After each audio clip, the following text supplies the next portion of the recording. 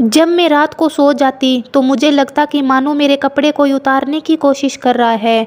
रोज नहाते समय मुझे एहसास होता कि खिड़की से कोई झांक रहा हो। आखिर मेरे साथ यह सब हो क्या रहा था? इसी बात का पता लगाने के लिए मैंने चुपके से अपने कमरे और बाथरूम में कैमरे लगा दिए। उसके बाद जो मेरे सामने आया उसे देखकर तो मेरी रूह कांप गई। मैंने देखा कि मेरा नाम काजल है। मेरी शादी टोनी से 17 साल पहले हुई थी, लेकिन हमारी शादी के 5 साल बाद ही एक एक्सीडेंट में टोनी की मौत हो गई। उस समय मेरी बेटी रिया केवल 2 साल की थी। तभी से लेकर आज तक मैंने ही अपनी बेटी को पढ़ाया लिखाया और उसकी हर ज़रूरतों को पूरा किया। रिया पढ़ाई लिखाई में बहुत ही होशियार थी। मुझे उसकी तरफ से कभी भी कोई उलाहना नहीं आया। हर समय उसके स्कूल से पेरेंट्स मीटिंग में मैं जाती तो उसकी तरफ से हमेशा ही शाबाशी ही मिलती थी। मुझे अपनी परवरिश पर बहुत ही गर्व हो रहा था कि मेरी बेटी मेरे उसूलों पर चल रही है और उसने मेरी इज्जत कभी भी मिट्टी में नहीं मिलाई। अब रिया पूरी 15 साल की हो चुकी थी। उसका स्कूल भी पूरा होने वाला था और मैं इसी कश्मकश में थी कि अभी रिया को कहाँ पर भेजा जाए, क्योंकि उसके ग्रेजुएशन के लिए उसके लिए अलग शहर ढूंढना पड़ेगा। क्योंकि जिस शहर में हम लोग रहते थे वहाँ पर कोई अच्छा कॉलेज नहीं था जहाँ पर मैं अपनी बेटी को अच्छी शिक्षा दिलवा सकूँ। खैर, मैं किसी से मदद भी नहीं ले सकती थी, क्योंकि ना ही तो टोनी के परिवार में कोई था और ना ही मेरे। दरअसल मेरी माँ पिताजी मेरे बचपन में ही गुजर चुके थे। तभी से लेकर मेरे चाचा चाची ने ही मेरा पालन पोषण किया। लेकिन जब से मेरी शादी हुई है तब से मेरे चाचा चाची ने भी मुझसे रिश्ता तोड़ लिया। वह लोग कहने लगे कि हमारा जितना फ़र्ज बनता था हम लोगों ने पूरा कर दिया। अब तुम्हारी उम्र भर की जिम्मेवारी उठाने के लिए हम लोगों के पास बिल्कुल भी समय नहीं है। और टोनी के माता पिता भी उसके बचपन में ही गुजर चुके थे। ये बेचारा इकलौता बेटा था, इसलिए खुद ने ही अपना पालन पोषण किया था। खैर, मैंने टोनी से शादी करने के बाद खुद को बहुत ही खुशनसीब समझा, क्योंकि टोनी ने मेरा इस कदर ख्याल रख लिया था कि मुझसे कभी भी किसी चीज़ की कमी महसूस नहीं होने दी। लेकिन मेरी यह खुशी ज़्यादा दिन के लिए नहीं थी। भगवान को शायद यह मंजूर नहीं था। खैर, मैं इधर उधर तलाश करने लगी कि कहीं कोई अच्छा कॉलेज मिल जाए तो मैं रिया को वहीं पर छोड़ दूंगी। लेकिन मेरी इसी तलाश को रोकते हुए रिया ने कहा कि नहीं माँ, मैं आपको छोड़कर कहीं पर भी नहीं जाऊंगी। इसी शहर में मैं ग्रेजुएशन कंप्लीट कर लूँगी और उसके बाद जब गवर्नमेंट जॉब की तैयारी करूँगी तभी मैं बाहर चली जाऊँगी और साथ में आपको भी ले जाऊंगी। लेकिन मैंने रिया से कहा कि बेटी, यहाँ पर ऐसा कोई भी कॉलेज नहीं है जो तुम्हें अच्छी स्टडी करवा सके, इसीलिए तुम्हें दूसरे शहर में तो जाना ही पड़ेगा। और मेरा क्या है, मैं तो अकेले मैनेज कर ही लूँगी। तभी रिया कहने लगी कि माँ, पढ़ाई अच्छे कॉलेज से नहीं होती। मुझ में अगर मेहनत और लगन होगी तो मैं तो घर में बैठकर भी पढ़ाई कर सकती हूँ। खैर, रिया की बातें मुझे बहुत ही अच्छी लग रही थी, इसलिए मैंने उसके लिए इसी शहर में कोई कॉलेज देखा और उसे ग्रेजुएशन का इंतज़ाम करने लगी। खैर, ऐसे ही दिन निकलते गए। अब रिया ग्रेजुएशन में पहुंच चुकी थी। वह रोज़ कॉलेज जाती और वापस घर आ जाती, लेकिन मेरा मन तो हर समय घबराहट में ही रहता था कि पता नहीं रिया इस कॉलेज में कैसे मैनेज कर पाएगी। दरअसल रिया को जिस कॉलेज में दाखिला दिलवाया गया वह कॉलेज बिल्कुल भी ठीक नहीं था। उस कॉलेज में बिगड़ैल और आवारा लड़के ही पढ़ाई करते थे। मुझे हर समय डर रहता था कि कहीं रिया कुछ गलत कामों में ना पड़ जाए। लेकिन फिर कहीं पर मुझे अपनी बेटी पर बहुत विश्वास भी था। लेकिन मेरे पास इसके अलावा कोई ऑप्शन भी नहीं था, क्योंकि शहर से बाहर रिया जाना नहीं चाहती थी और इस शहर में इस कॉलेज के अलावा कोई कॉलेज नहीं था। इसलिए मुझे मजबूरी में आकर रिया का इस कॉलेज में एडमिशन करवाना पड़ा। खैर, मुझे अपनी बेटी पर पूरा विश्वास होने की वजह से अपने मन को समझा लेती कि रिया कभी ऐसा कोई काम नहीं करेगी जिसकी वजह से मुझे झुकना पड़े। खैर, दोपहर का समय हो गया। अभी तक रिया कॉलेज से नहीं लौटी थी, क्योंकि आज वह सुबह कह रही थी कि मैं सिर्फ एक ही क्लास को अटेंड करूंगी, उसके बाद मैं जल्दी ही घर आ जाऊंगी। लेकिन आज तो दोपहर को होने चला है, वो नहीं आई। मैंने उसके कॉलेज में फ़ोन किया तो उन्होंने कहा कि रिया की दूसरी क्लास लग रही है, इसकी वजह से वह नहीं आ पाई। खैर, अब मेरे मन को शांति आ गई कि वो पढ़ाई की वजह से ही नहीं आ पाई थी। खैर, एक दिन रात को मैं सो रही थी तो मुझे लगा मानो कोई मेरे शरीर को टच करने की कोशिश कर रहा है और मेरे कपड़े उथल पुथल कर रहा है। लेकिन मैंने उस चीज़ को अनदेखा कर दिया। दरअसल जब से टोनी की मौत हुई है उसके बाद से मुझे कभी भी नींद नहीं आती थी। जिसकी वजह से मैंने डॉक्टर से परामर्श लेकर नींद की दवाई शुरू कर दी। और नींद की दवाई इतनी तेज़ थी कि लेते ही मुझे नींद आ जाती और सवेरे तक मुझे पता ही नहीं चलता कि मेरे साथ क्या होता है।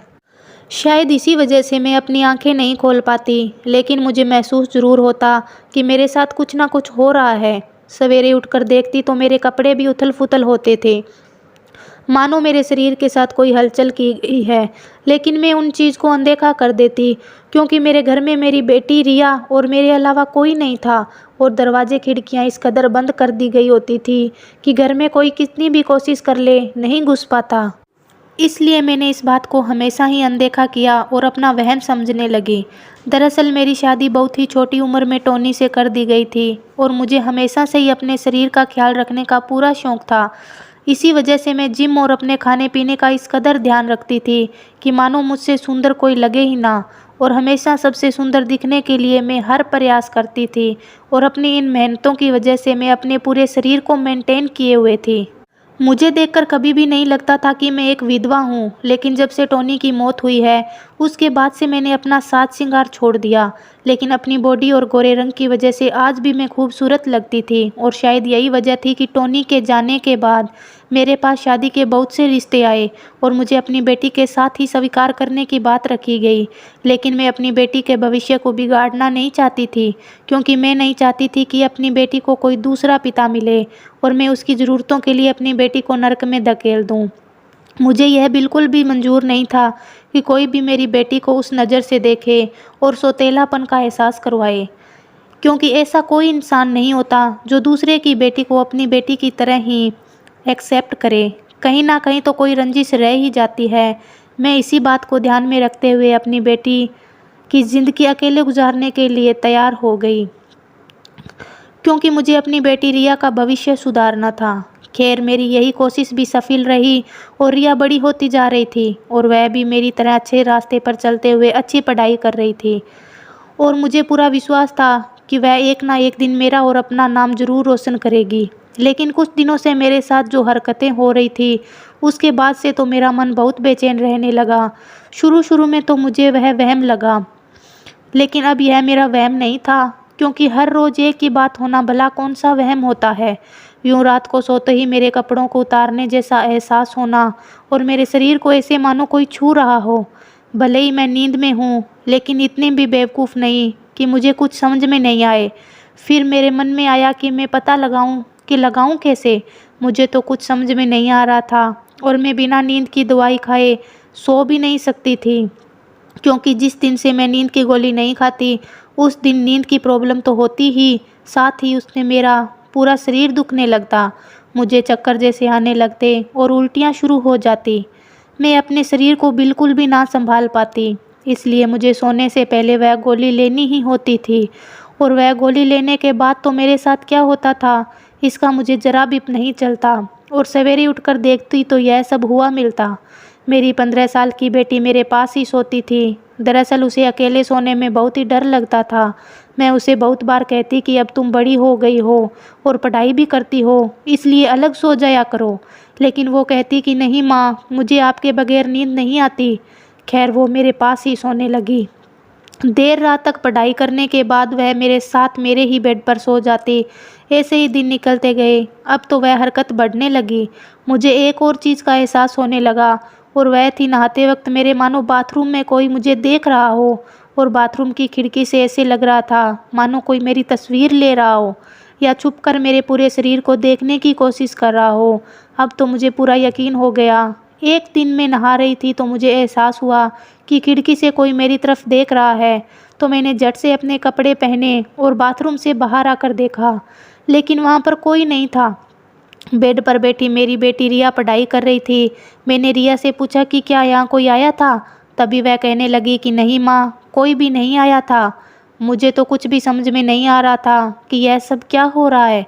घबराहट के मारे मेरा पूरा शरीर पसीने से लथपथ हो गया था। यह मेरा वहम कैसे हो सकता है? एक बार वहम हो सकता है, लेकिन हर रोज़ तो नहीं हो सकता। मुझे किसी भी तरह इस बात को पता लगाना ही था, लेकिन मैं शक भी तो नहीं कर सकती थी, क्योंकि हम माँ बेटी के अलावा घर में था ही कौन।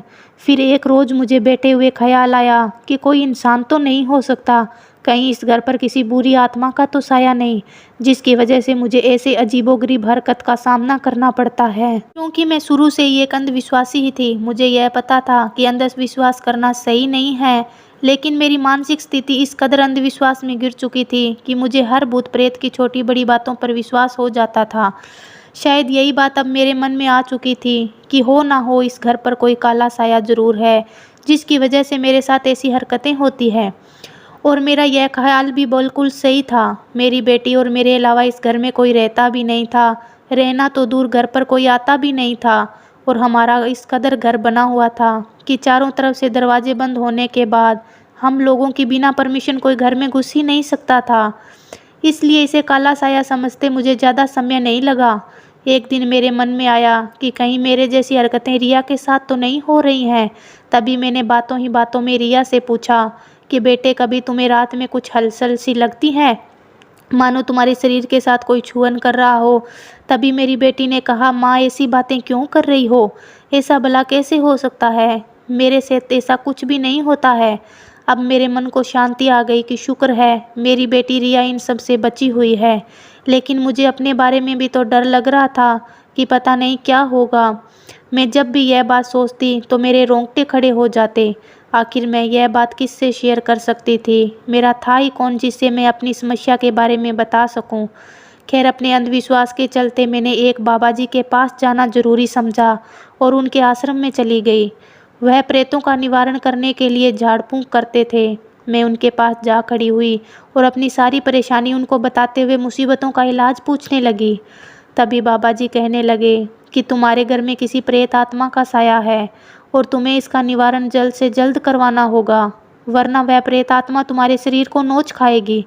अब तो मुझे और भी ज़्यादा डर लगने लगा, लेकिन फिर मेरे मन में ख्याल आया कि प्रेत आत्मा भला कब से शरीर के साथ ऐसा कुछ करने लग गई। लेकिन मेरे अंधविश्वास के आगे मेरी यह सोच ज़्यादा देर न टिकी। फिर मैं अपने घर चली आई और यह मन में विचार किया कि अब तो बाबा जी से पूरे घर का निवारण करवा ही लूँगी।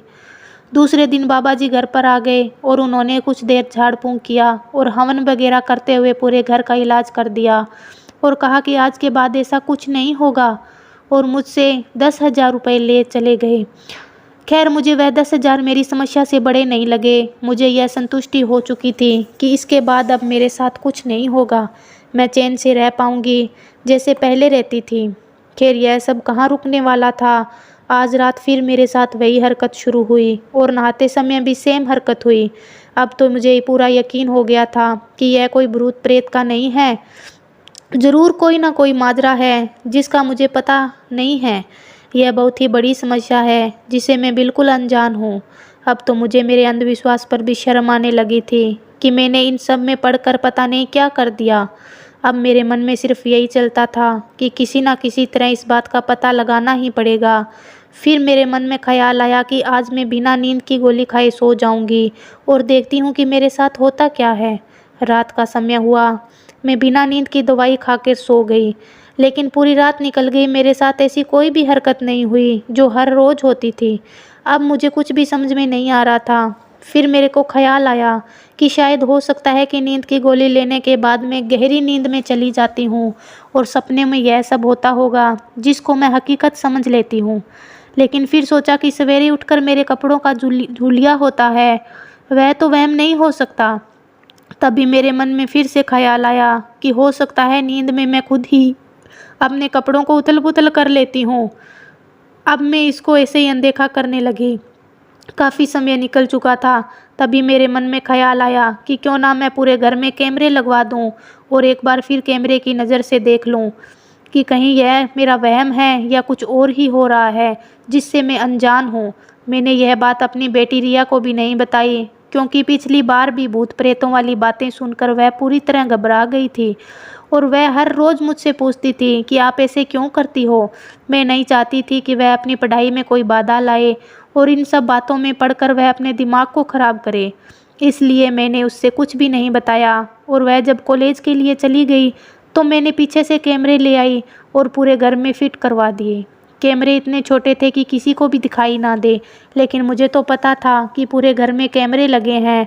खैर, रात का समय हुआ, हम लोगों ने खाना खाया और मैं सो गई। तभी रिया कहने लगी कि माँ मुझे कुछ देर पढ़ाई करनी है, उसके बाद मैं सो जाऊंगी। तभी रिया पढ़ाई करने लगी और मैं गहरी नींद में चली गई, क्योंकि मैंने नींद की गोली खाई हुई थी। लेकिन मेरे मन में एक संतुष्टि थी कि सवेरे कैमरों में तो सब कुछ सामने आ ही जाएगा कि आखिर हो क्या रहा है। फिर मैं सो गई। दूसरे दिन सवेरे उठते ही जैसे ही रिया कॉलेज के लिए निकल गई, मैंने झट से अपना लैपटॉप खोला और उस कैमरे में क्या कुछ आया यह सब देखने लगी। उसके बाद जो मैंने देखा उसे देखकर तो मेरी रूह कांप गई। मैं पूरी तरह से कांपने लगी। मेरी आंखों में आंसू थे, मेरा पूरा शरीर पसीने से लथपथ हो चुका था। मुझे कुछ भी समझ में नहीं आ रहा था कि यह सब सच है या फिर मैं कोई सपना देख रही हूँ। मैंने देखा कि मेरी बेटी रिया हाथ में कैमरा लिए हुए मेरे कपड़ों को उतारने की कोशिश कर रही है। यह सब देखते ही मेरे तो पैरों तले से ज़मीन ही खिसक गई। आखिर मेरी बेटी यह सब क्या कर रही थी? फिर आगे मैंने देखा कि वह मेरे कपड़ों को धीरे धीरे उतारते हुए उनकी वीडियो बना रही है, और उसके बाद वीडियो बनाने के बाद कपड़ों को वैसे ही वापस कर दिए। और उसके बाद मैंने बाथरूम वाला कैमरा देखा तो मैंने देखा कि मेरी बेटी खिड़की के पास खड़ी होकर मेरी नहाती हुई वीडियो बना रही है।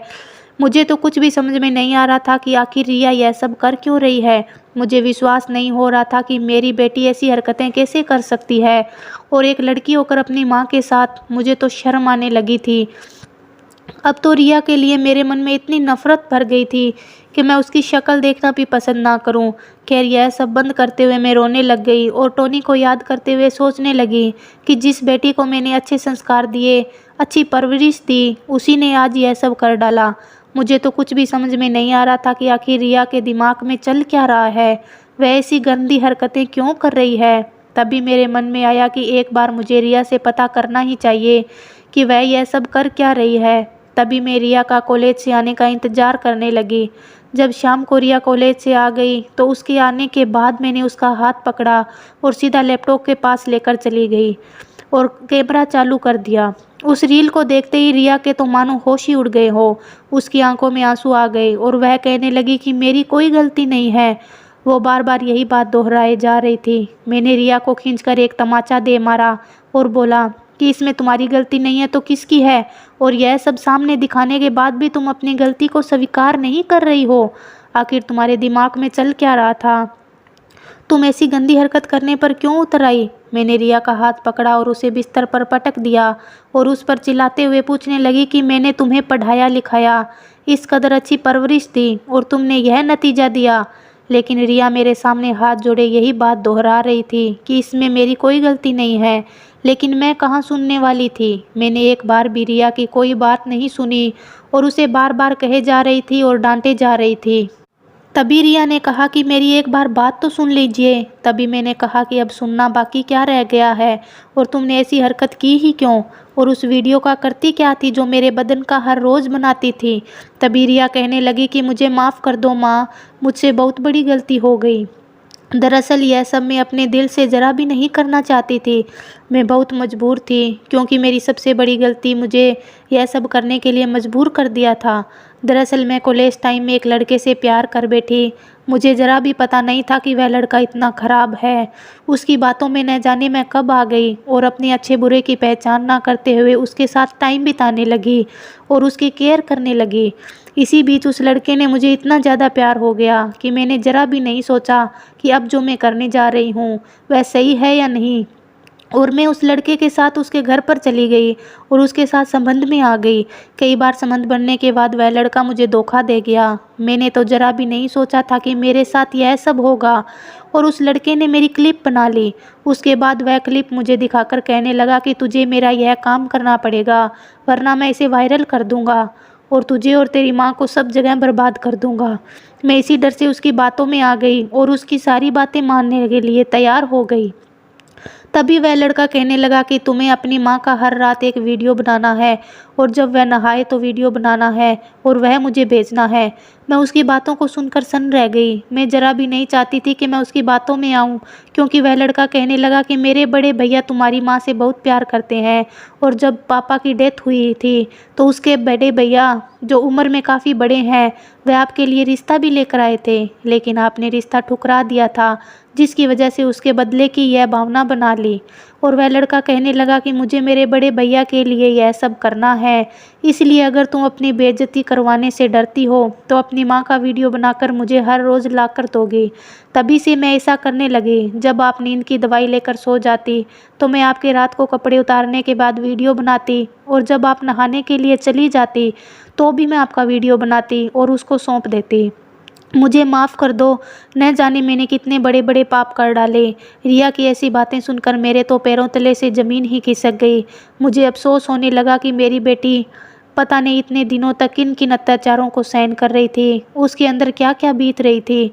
मुझे इस बात का ज़रा भी अंदाज़ा नहीं था। मैं उसको ही गलत समझ रही थी, लेकिन सारी गलती तो उस लड़के की थी। लेकिन कहीं ना कहीं रिया की भी गलती थी, क्योंकि उसने बिना सोचे समझे एक लड़के पर इतना विश्वास कर लिया और उसके प्यार में आकर इतनी ठोकरें खा ली। मैंने रिया से कहा कि तुम घबराओ मत, हम लोग पुलिस में जाएंगे और उस लड़के के खिलाफ रिपोर्ट करवाएंगे। तभी रिया कहने लगी कि नहीं माँ, हम दोनों की ही क्लिप उसके पास है, अगर उसने वायरल कर दी तो। तभी मैंने रिया को समझाते हुए कहा कि देखो बेटा, अगर वायरल हो भी जाती है तो भी कोई बात नहीं, लेकिन हम नहीं चाहेंगे कि वह लड़का और किसी की इज्जत के साथ ऐसा खिलवाड़ करे, इसलिए उसे सज़ा तो दिलवानी ही होगी। खैर यही सब सोचकर हम लोग पुलिस में गए और पुलिस ने हमारी बात को गहराई से सुना और उन लोगों को पकड़ लिया और हमारी क्लिप भी डिलीट करवा दी। अब मेरी सांसों को चैन आया और मैंने रिया को गले से लगा लिया और उससे कहा कि आज के बाद कभी भी ऐसा काम मत करना जो आगे चलकर बहुत ही भारी पड़े। तभी रिया ने मुझसे वादा किया कि आज के बाद मैं कभी भी ऐसा कुछ नहीं करूँगी, हमेशा सिर्फ पढ़ाई करूँगी और इस प्यार के चक्कर से दूर रहूँगी।